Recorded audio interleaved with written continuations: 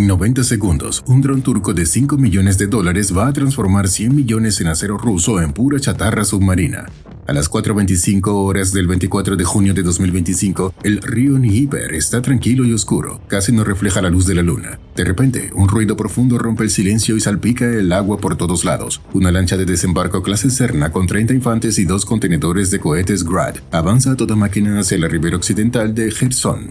Su capitán confía en la niebla, en la velocidad y en que el enemigo duerme. Grave error. Porque 500 metros más arriba de las nubes se encuentra un depredador que no pestañea, un Bayraktar TB2 turco pintado de gris ceniza. El dron lleva 27 minutos siguiendo al barco ruso, registrando cada giro con su sensor MX-15D y aguardando la orden de atacar. Al otro extremo del enlace satelital, un operador ucraniano traza un círculo rojo en la pantalla y murmura: objetivo iluminado, tiempo a impacto, 90 segundos. Tras desaparecer de los titulares, muchos pensaron que los Bayraktar TB2 habían sido superados o regalados al recuerdo de los primeros días de la guerra, pero estaban equivocados. Esta noche, uno de ellos ha regresado y no viene a observar, viene a sentenciar.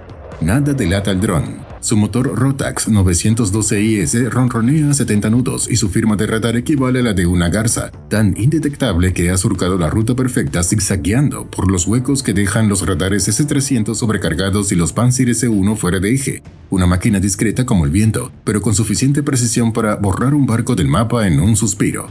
A bordo del Serna, un soldado enciende un cigarrillo, pero no alcanzará a dar 2 caladas, porque el dron ya ha seleccionado el punto exacto bajo la línea de flotación, y aunque la bomba guiada que cuelga de su vientre pesa apenas 22 kilogramos, basta para hundir un barco entero.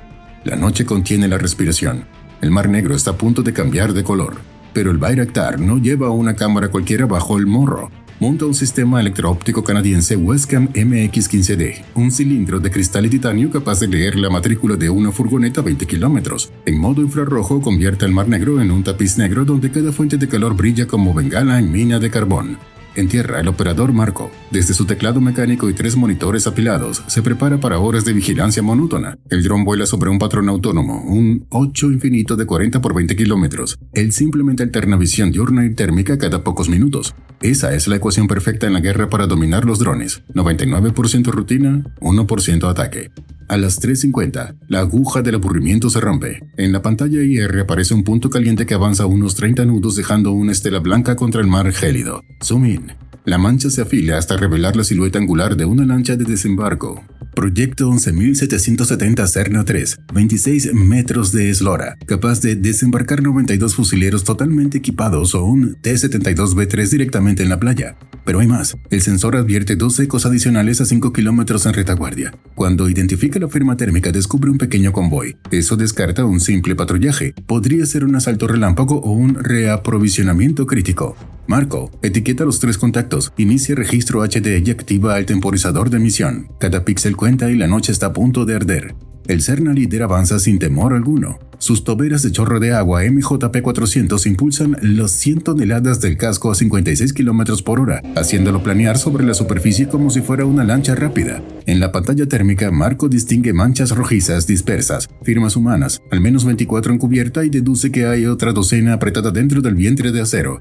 No son simples marineros, visten chalecos Randnik II, cascos ligeros 6B-47 y cargan mochilas que solo trae la infantería de asalto. A las 4:15 el mapa cobra sentido. La flotilla apunta a una franja de arena 8 kilómetros al oeste de Kherson, justamente donde la semana anterior se detectó movimiento de soldados rusos, una cabecera de playa lista para ser ocupada.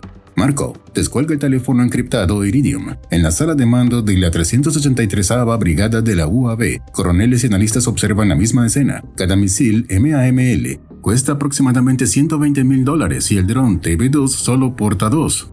Revelar presencia aérea tan al sur podría comprometer operaciones futuras y exponer al dron. Aún así, dejar que 30 fusileros desembarquen a espaldas de la línea ucraniana sería a un precio más alto. La balanza se inclina. Así que a las 4:18, 3 palabras retumban en los auriculares. Autorizado para atacar. El Serna principal navega 15 kilómetros de la costa. Blanco predecible, blanco muerto. Marco selecciona el objetivo líder. Eliminar al jefe confunde al rebaño. Altitud de ataque 5.500 metros. Distancia al blanco 12.600 metros. Tiempo de vuelo de la bomba 20 segundos. En la guerra de drones, la monotonía dura hasta que alguien apunta a un punto en la retícula y ese punto ya está pintado de rojo. El algoritmo de vuelo del Bayraktar recibe una nueva cadena de órdenes. Sal de la órbita. Colócate a popa del convoy. Preparar disparo axial. El TB2 se inclina 30 grados a la izquierda y describe un arco de 3.2 kilómetros de radio que lo sitúa justo detrás de los 3 Cerna.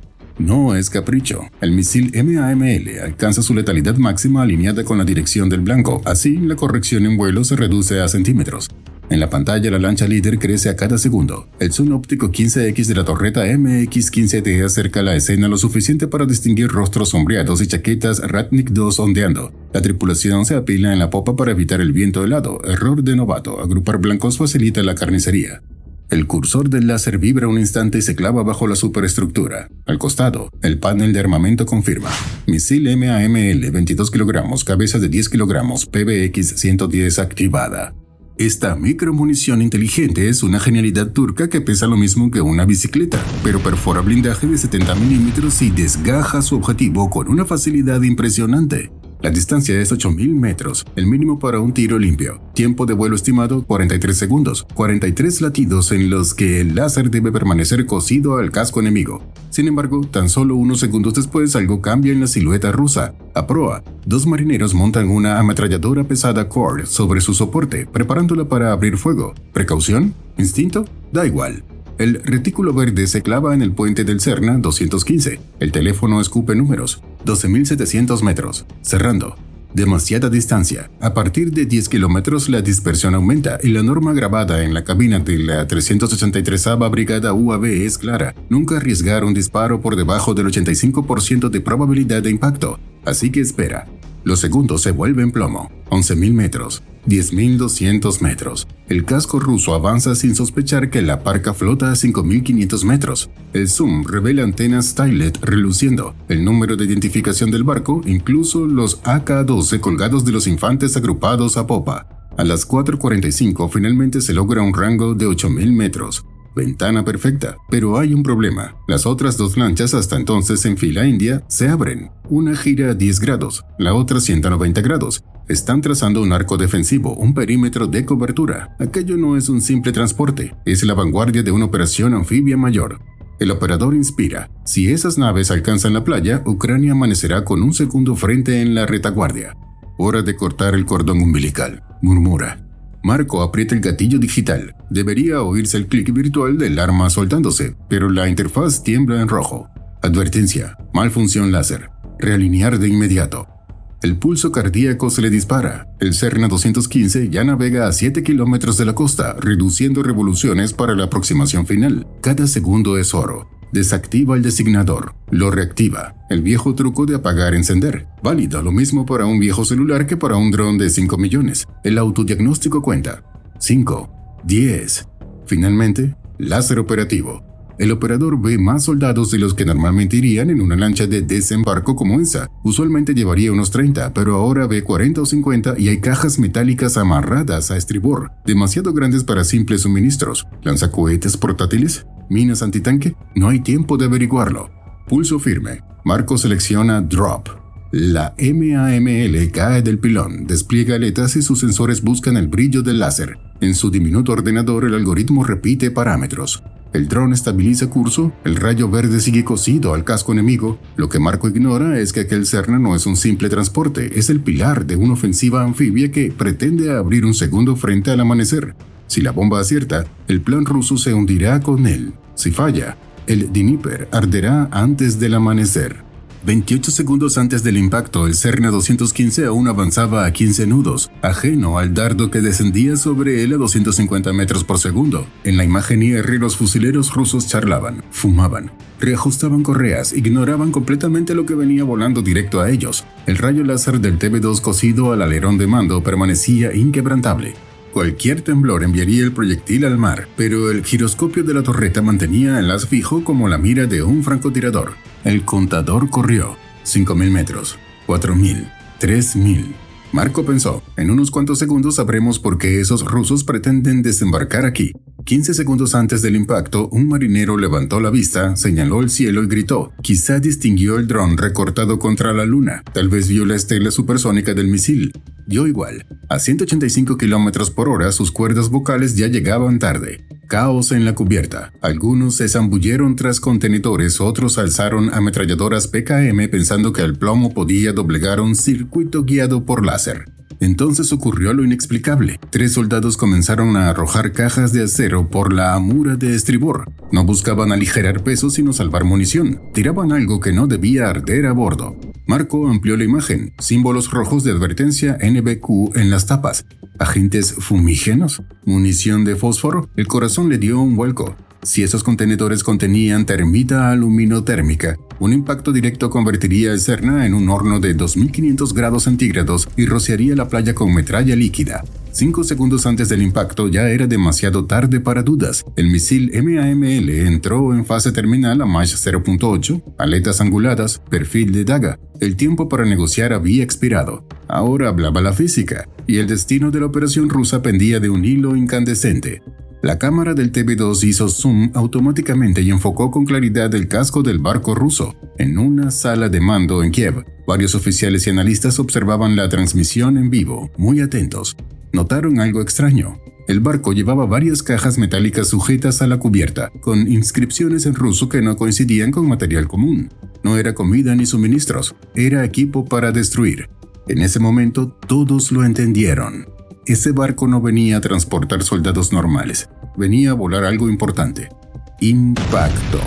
La MAML entra por la amurada de babor justo en el eje de flotación. El chorro explosivo PBX-110 perfora los 6 milímetros de acero y detona dentro, levantando una nube anaranjada. El casco cruje como lata comprimida. Y entonces llega el segundo acto.